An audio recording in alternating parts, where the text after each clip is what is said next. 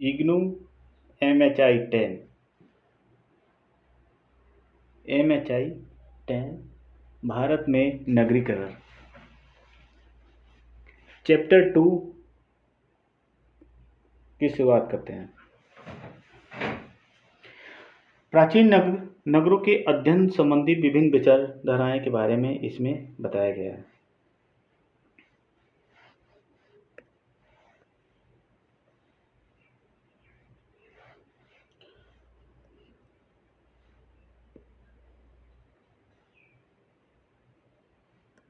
परिचय।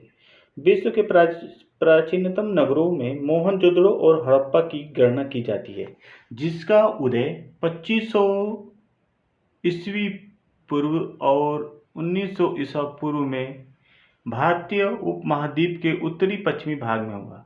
हड़प्पा कालीन अनेक छोटे छोटे बड़े बड़े नगरों की खुदाई में प्रचुर मात्रा में पुरातात्विक आंकड़े प्राप्त हुए हैं। इन आंकड़ों से अनेक विषयों जैसे राजनीतिक और सामाजिक संगठन, व्यापार, प्रौद्योगिकी, शिल्पों, उद्गम स्थल और हड़प्पा कालीन नगरीय केंद्रों के पतन के संबंध में विस्तृत अध्ययन संभव हो पाया। इन नगरों का अस्तित्व लगभग 700 वर्षों तक बना रहा।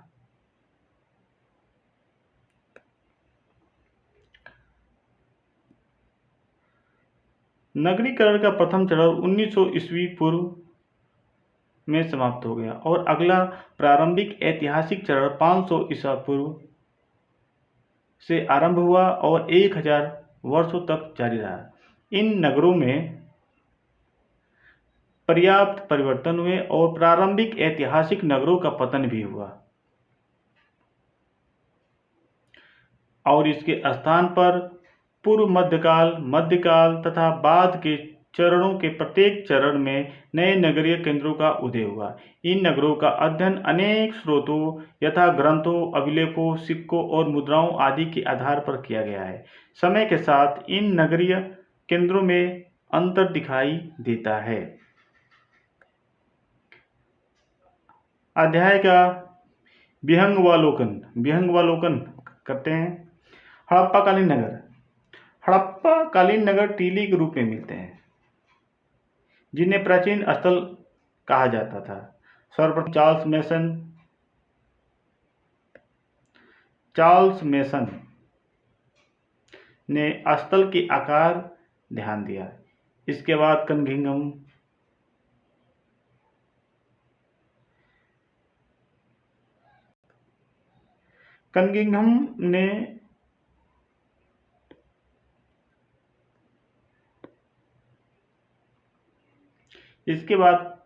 कनिंघम ने हड़प्पा से पुरातात्विक साक्ष्य प्राप्त किए, परंतु मुहरों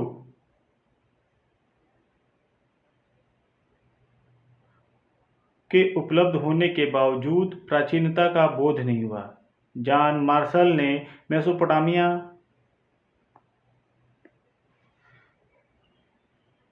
से मुहरों के आधार पर हड़प्पाकालीन नगर को कांस्य युगीन घोषित किया। जॉन मार्शल ने ही मेसोपोटामिया से मुहरों के आधार पर हड़प्पाकालीन नगर को कांस्य युगीन घोषित किया था। हड़प्पाकालीन नगरीय केंद्रों और हड़प्पाकालीन पुरातत्व के विषय में अनेक लेख प्रकाशित हुए। हड़प्पाकालीन पुरातत्व का प्रारंभिक पुरातत्व। हड़प्पाकालीन नगरों में हड़प्पा और मोहनजोदड़ो दो प्रसिद्ध नगर हैं, जहां विशिष्ट स्टेटाइट सेलकड़ी की मोहरें मिली। अन्य शिल्प कृतियों से लाल स्लिप्ड भांड और चकमकी पत्थर की लंबी पाषाण खुरचनी है। ये विशेष रूप से सिंधु घाटी में मिले हैं। पंजाब में विभिन्न प्रकार के सिरामिक प्राप्त हुए। 1940 के दशक तक सिंधु के पर्वतीय क्षेत्रों और सिंधु घाटी में अनेक छोटी वस्तुओं की खुदाई हुई। हड़प्पा मोहनजोदड़ो नगरों को पिगट ने एक राज्य की जुड़वा राजधानी बताया। संभवतः यहाँ केंद्रीय सरकार सीमा शुल्क की वसूली भी करती थी। हड़प्पा नगर की कई दृष्टियों से मेसोपोटामिया के समान है। मोहनजोदड़ो से एक पुरुष प्रस्तर मूर्ति मिली है जिसे पुरोहित राजा कहा गया। नवीन आंकड़े और नई व्याख्याएं। प्रारंभिक मान्यताओं से अब परिवर्तन आ गया। अब हड़प्पा और मोहनजोदड़ो को समान नहीं माना जाता। यह भी कहा गया कि यहाँ की भौतिक संरचनाओं का धर्म के साथ सकारात्मक संबंध दिखाई देता है। हड़प्पाकालीन पुरातत्व पर 1947 में उपमहाद्वीप के उत्तरी पश्चिमी भाग के विभाजन और दो राष्ट्र राज्य बनने का बुरा असर पड़ा। देश के भारत और पाकिस्तान में बंटवारे से हड़प्पा और मोहनजोदड़ो दोनों प्रसिद्ध स्थल पाकिस्तान में चले गए। फलस्वरूप भारत में पुरातात्विक क्रियाकलापों में हड़प्पाकालीन नगरों की खोज में तेजी आई। विभिन्न प्रांतों गुजरात, राजस्थान, पंजाब और पश्चिमी उत्तर प्रदेश के विभिन्न भागों में गहन सर्वेक्षण किया गया। उनके साथ गैर हड़प्पाकालीनों स्थलों का भी पता चला। भारतीय पुरातत्व सर्वेक्षण के द्वारा 1950 और 1960 के दशकों तथा 1990 के दशकों में अनेक स्थलों का उत्खनन किया और उनकी विस्तृत रिपोर्ट प्रकाशित की गई। नई तकनीकों का प्रयोग करके पुरातात्विक आंकड़ों जुटाकर और विद्यमान सामग्री की नई व्याख्याओं के माध्यम से प्रमुख अध्ययन कार्य करने में सफलता प्राप्त हुई। पुराने क्षेत्रीय रिकॉर्ड्स के निरंतर अध्ययन और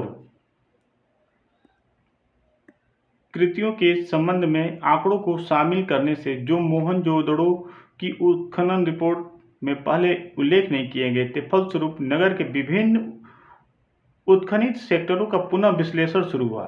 आगे के स्तरों पर स्थानिक भूदृश्यों का अध्ययन करने के लिए भौगोलिक सूचना प्रणाली जैसी नई तकनीकों के प्रयोग से अध्ययन की सोच बदली गई। हड़प्पाकालीन पुरातत्व के माध्यम आंकड़ों से विभिन्न विषयों जैसे व्यापार, राजनीतिक संगठन, प्रौद्योगिकी, शिल्प, हड़प्पा संस्कृति की खोज, हड़प्पा नगरीय केंद्रों के पतन से संबंधित कई और ग्रंथ सामने आ गए। शेरिन रत्नाकर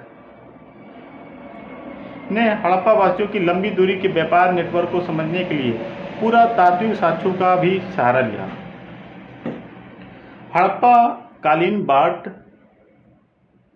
मुहर, काले स्लिप्ड मर्दबान, कार्लेनियन मन के सामाजिक जीवन की जानकारी देते हैं। हड़प्पा वासियों की राजनीतिक संरचना एक विवाद की विषय रही है।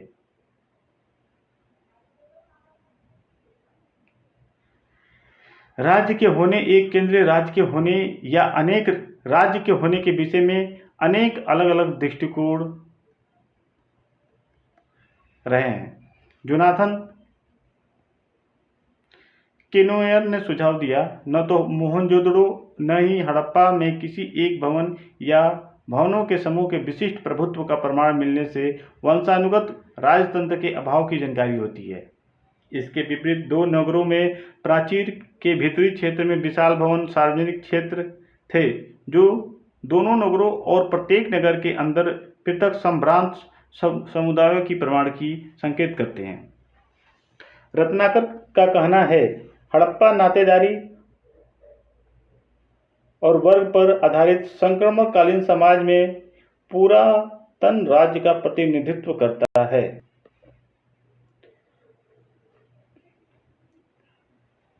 हड़प्पा के पुरातत्वविदों द्वारा खोजे गए शिल्प और प्रौद्योगिकियों के संबंधी शोध के कतिपय जैसे मोहनजोदड़ो, चोहंजड़ो सतह सर्वेक्षण ने स्थलों का उत्खनन किया बिना उसका अध्ययन करने वाली उपयोगी रणनीति का रास्ता दिखलाया।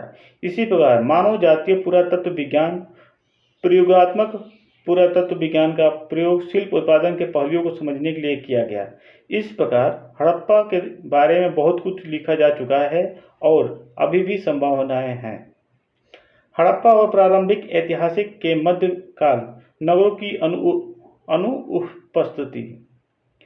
यद्यपि पुरातत्व के अधिकांश विद्वानों का मानना है कि हड़प्पा संस्कृति के अंत और प्रारंभिक ऐतिहासिक काल 1900 से लेकर 500 ईसा पूर्व के मध्य नगर केंद्र नहीं थे, परंतु शेफर जैसे पुरातत्वविदों का कहना है चोलिस्तान, पंजाब, हरियाणा, उत्तरी राजस्थान आदि में नगरीय केंद्रों के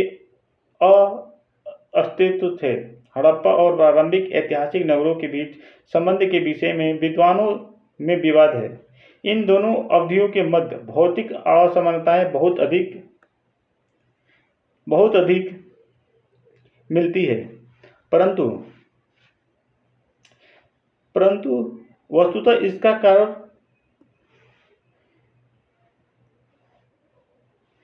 इसका कारण इसकी राज्य व्यवस्था, अर्थव्यवस्था और समाजों में महत्वपूर्ण अंतर का होना है।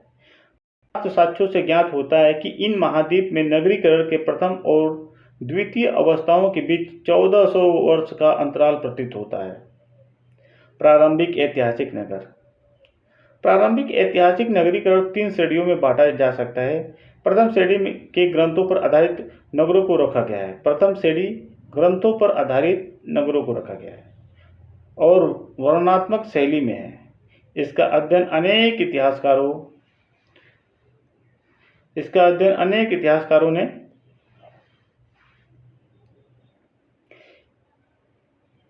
किया है, जैसे बीबी दत्त, बृजलाल चट्टोपाध्याय आदि। द्वितीय श्रेणी में पुरातत्वविदों और इतिहासकारों द्वारा अवलोकन किया गया। तृतीय श्रेणी के नगरों पर पुरातात्विक शोध किए गए। द्वितीय श्रेणी में पुरातत्वविदों और इतिहासकारों द्वारा अवलोकन किया गया। तृतीय श्रेणी में पुरातात्विक शोध किए गए। भारतीय उपमहाद्वीप में प्रारंभिक ऐतिहासिक नगरों का लंबा अस्तित्व है, जो प्रसिद्ध नगरों के समीप है। इलाहाबाद के समीप भीटा और तक्षशिला घाटी के सिरकप। ग्रंथों में प्रारंभिक ऐतिहासिक नगर। चट्टोपाध्याय जैसे अनेक विद्वानों ने ग्रंथों के आधार पर नगरीकरण का अध्ययन किया। चट्टोपाध्याय के अनुसार ग्रंथ नगरों के विषय, साहित्यिक स्वरूप, मानकीय निर्देशन उपलब्ध कराते हैं। इससे निवासियों के जीवन पर भी प्रकाश पड़ता है, परंतु साहित्य से सूक्ष्म विवरण नहीं प्राप्त किया जा सकता। उनके अनुसार ग्रंथों में विभिन्न सामाजिक समूहों द्वारा नगरों को विभिन्न रूपों में देखा गया है। ग्रंथों में 2 परिप्रेक्ष्य दिखाई देते हैं। प्रथम, राष्ट्र का दृष्टिकोण, जो अर्थशास्त्र जैसे निर्देशात्मक ग्रंथ में वर्णित किया गया था। नगर को पदानुक्रम पर आधारित स्थल के रूप में देखा गया, जो प्राय राजा केंद्रित है। कौल का अध्ययन संस्कृत काव्यों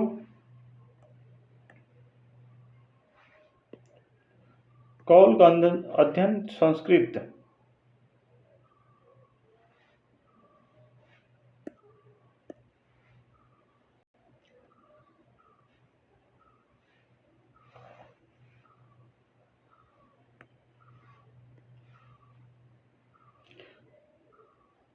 कौल का अध्ययन संस्कृत काव्यों पर आधारित है। इसमें नगर के अध्ययन का कालक्रमिक ढांचा प्रारंभिक ऐतिहासिकता के साथ पूर्व मध्यकाल को भी शामिल करता है। ये सभी ग्रंथ नगरीकरण की विभिन्न कल्पनाओं का वर्णन करते हैं। पुरातात्विक साक्ष्यों के आधार पर इनके भौतिक अवशेषों का वर्णन किया जा सकता है। प्रारंभिक ऐतिहासिक नगरीकरण की समझ। सर्वप्रथम राम शरण शर्मा ने दामोदर धर्मानंद कौशाम्बी के विचारों को उन्नत बनाते हुए प्रारंभिक ऐतिहासिक काल में लौह प्रौद्योगिकी और राज्य तथा नगरों की उत्पत्ति के मध्य कारणात्मक संबंध स्थापित किया। आगे चलकर अमला चंद्र घोष ने नगरों की उत्पत्ति के साथ उनकी विशेषताओं और ग्रामीण को नगरीय से भिन्न करते हुए अनेक तत्वों का वर्णन किया। उनके अनुसार प्रौद्योगिकी के अपेक्षा नगरों की स्थापना में राजनीतिक और आर्थिक कारकों ने अधिक योगदान दिया। ठाकुर ने भी प्रारंभिक ऐतिहासिक अवस्था में नगरीकरण का कारण लौह प्रौद्योगिकी में अधिक प्रयोग, कृषि उत्पादन में वृद्धि को बताया। कामेश्वर प्रसाद ने मुख्य रूप से कुषाण नगरों के विषय में लिखा।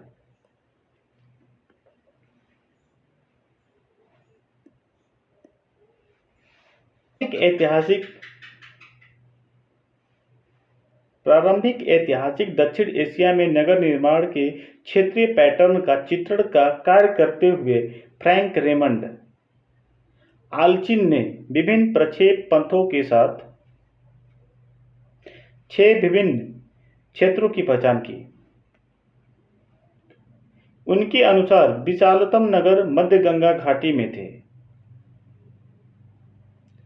विशालतम नगर मध्य गंगा घाटी में थे। इसी प्रकार दिलीप के चक्रवर्ती ने अपनी पुस्तक हड़प्पा कालीन और प्रारंभिक ऐतिहासिक नगरों की उत्खनन रिपोर्टों से प्राप्त किए गए आंकड़ों संग्रहित किए। पी.के. बसंत ने भारत में मालवा क्षेत्र में नगरवाद का विश्लेषण किया, जो पुरातात्विक आदि स्रोतों पर आधारित है। प्रारंभिक ऐतिहासिक नगरीय केंद्रों की खोज और उत्खनन। प्रारंभिक ऐतिहासिक नगरीय की खोज और उत्खनन पर्याप्त संख्या में नहीं हुआ।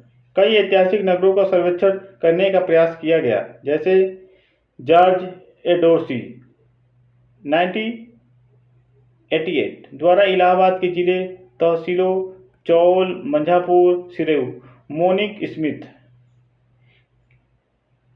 2001 द्वारा मध्य भारत में कौंडन्यापुर के प्राचीन ऐतिहासिक नगर में प्रणालीबद्ध प्रतिदर्शी रणनीति के द्वारा फील्ड सर्वेक्षण किया गया। उन्होंने उड़ीसा में प्रारंभिक ऐतिहासिक नगर शिशुपालगढ़ में इस प्रणाली का प्रयोग किया। दक्षिण एशिया में अनेक नगरीय केंद्रों का उत्खनन किया गया, जैसे भीटा, सिरकप, पुडुचेरी के निकट अरिकमेडु। उल्लेखनीय है कि वर्तमान सर्वेक्षण और अन्वेषण पद्धतियां पहले की प्रणालियों से काफ़ी भिन्न हैं।